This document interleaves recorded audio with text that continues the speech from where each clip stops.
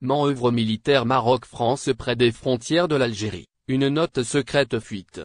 Une correspondance secrète entre des généraux de l'armée marocaine a récemment été divulguée par le site Nahar Online, révélant des informations sensibles sur des manœuvres militaires conjointes entre le Maroc et la France à proximité des frontières de l'Algérie.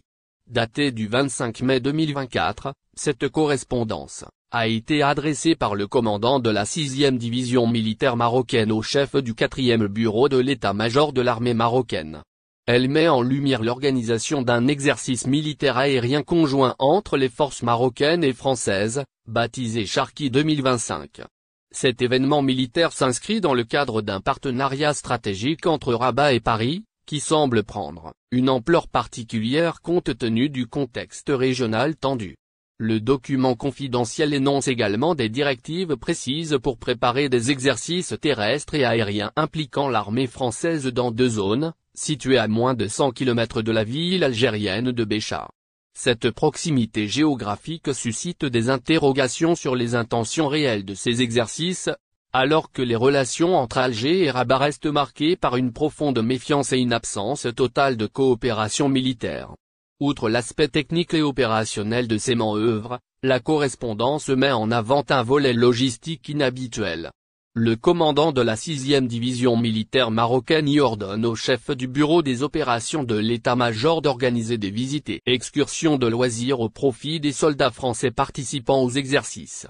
Cette initiative, présentée comme une mesure de renforcement des liens entre les forces marocaines et françaises, peut également être interprétée comme une stratégie visant à approfondir la coopération militaire bilatérale.